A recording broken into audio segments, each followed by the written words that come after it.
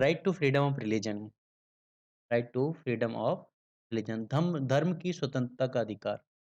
जो हमारे fundamental right हमारे देख रहे हैं, जो हम पार्ट 3 का आर्टिकल 25 से 28 तक। ये हमारे पास 4 आर्टिकल आते हैं 25 से 28 तक पार्ट 3 के अंदर। तो ये आते हैं हमारे right to freedom of religion, जो हमें धर्म की स्वतंत्रता का अधिकार देते हैं कि हम अपने धर्म को किस टाइप से प्रोफेस कर सकते हैं, किस टाइप से अपने धर्म को मान सकते हैं, उन सब चीज़ों की हमें स्वतंत्रता प्रोवाइड होती है। आर्टिकल 25 है जिसके अंदर बोला गया है कि all person are equally entitled to, ठीक है, सारे पर्सनों को बराबर अधिकार है किस चीज़ का? फ्रीडम ऑफ कॉन्सिक्वेंस, मतलब अंत्यकरण की स्वतंत्रता। कोई भी व्यक्ति जिसे वो गॉड मानता है, ठीक है? उसके साथ अपने रिलेशन अपने अकॉर्डिंग उसको मान सकता है। वो किसी रूप में माने, किसी फॉर्म में माने, उस पर्सन का मतलब है, ठीक है? Individual to mould his relation with God, वो उसकी इनर फ्रीडम आती है, अंतःकरण की स्वतंत्रता आती है, फ्रीडम ऑफ कॉन्शियंस। अगला हम देखते हैं फ्री प्रोफेशन ऑफ रिलीजन। तो वो रिलीजन को कंप्लीटली फ्री मान सकता है, धर्म को मान सकता है रिलीजन को। कैसे उसे मानना है? Declaration of one's religious belief, faith openly and freely. वो किस टाइप से मान सकता है, किस टाइप से उसके रिलीजियस बिलीफ रहते हैं, ठीक है? तो यहाँ पर इस चीज़ की बात आती है कि जो पर्सन है, पर्सन को अपनी धार्मिक आस्था, ठीक है?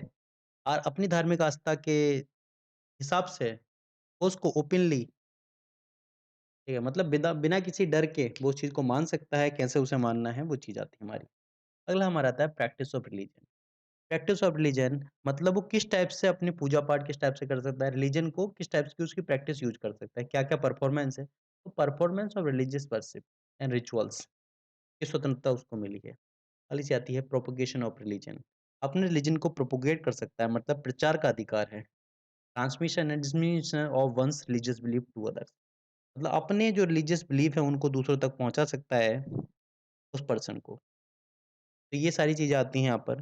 लेकिन यहाँ पर कुछ रेस्ट्रिक्शन भी लगाए गए हैं, इसमें बोला गया है कि state to permit the regulate और restrict any economic, political, financial and other secular activity associated with religious practice. ठीक है? कि समाज के अंदर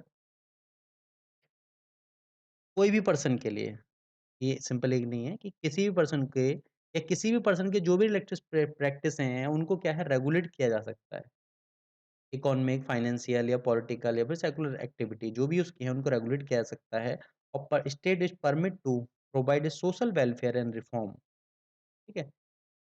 मतलब स्टेट को परमिशन मिली हुई है यहाँ पर कि वो सोशल वेलफेयर के लिए मतलब रिफॉर्म ला सकता है। वो open the Hindu religious institution of public character to all class and section of Hindu. Hindu की कंप्लीट सारे सेक्शनों के लिए वो कोई ना कोई रिफॉर्म सरकार ला सकती है, ठीक है? उसे यहाँ पर क्या है, परमिशन मिली हुई है। अब इसमें इस आर्टिकल 25 के अंदर 2 एक्सप्लेनेशन दी गई। तो पहली एक्सप्लेनेशन आती है, बताया गया है कि हिंदू क्या है? तो इसमें बोला गया है कि हिंदू के अंदर वो सभी सेक्ट आते हैं जो हिंदू हैं, ठीक है? कॉन्स्टिट्यूशन के अंदर हिंदू का मतलब बताया गया है कि हिंदू किस सेंस में? तो हिंदू, इसके बाद में बुद्ध या बुद्धिस्ट, जैन, सिख, ये सब क्या हैं? ये हिंदू की डेफिनिशन के अंदर आते हैं, ठीक है? हिंदू का एक्सप्लेनेशन जो हमारा हिंदू, बुद्ध, जैन, सिख है। अगली चीज़ आती है, अगली चीज़ बताया गया है कि कृपाण। तो सिखों के लिए इसमें बोला गया है, जो सिख हैं, वो अपने रिलीजियस प्रैक्टिस की तरह, ठीक है, क्या कर सकते हैं? बियरिंग कृपाण, कृपाण धारण कर सकते हैं। अधिकार जो है संविधान देता है,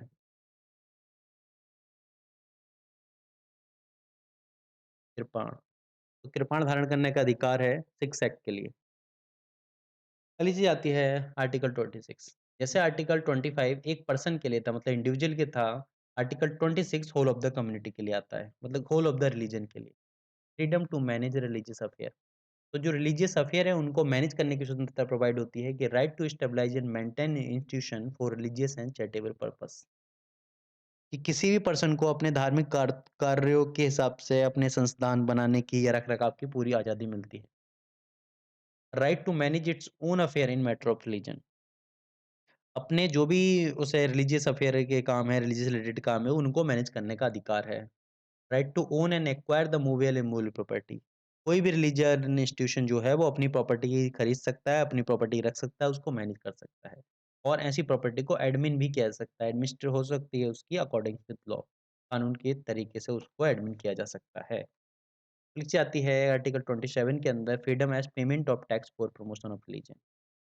रिलीजन को प्रमोट करने के क्या होगी उसमें, क्योंकि टैक्स से छूट मिली है कि आपको कोई भी टैक्स पेमेंट नहीं करना पड़ेगा अगर रिलीजन को प्रोपेगेट करते हो। लेकिन इसमें बोला गया है यहाँ पर टैक्स की बात है, यहाँ पे फीस की बात नहीं है।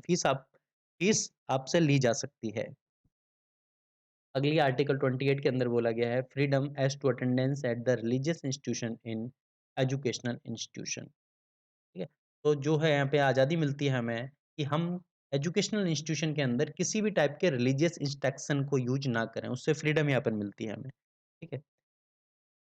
कि धार्मिक शिक्षा में, ठीक है, हम उपस्थित रहें ना रहें, ठीक है, इस चीज़ की बात की गई है कि उससे जैसे किसी भी कोई शैक्षणिक संस्थान है, कोई स्कूल है, कुछ भी है, ठीक है, तो उसमें किसी रिलीजियस इंस्ट्रक्शन दी जा रही है, नहीं दी जा रही है, उसमें हमें बाध्य तो नहीं किया जा रहा है हमें इन्वॉल्व होने के लिए, लेकिन इसमें भी कंडीशन आती है कि जो इंस्टीट्यूशन है, वो इंस्टीट्यूशन कंप्लीटली सरकार चलाती है, या सरकार एड देती है, या सरकार गवर्न करती है, या कंप्लीट प्राइवेट है। इन चीज़ की हमारी रिस्ट्रिक्शन इसमें आती है थोड़ी-सी।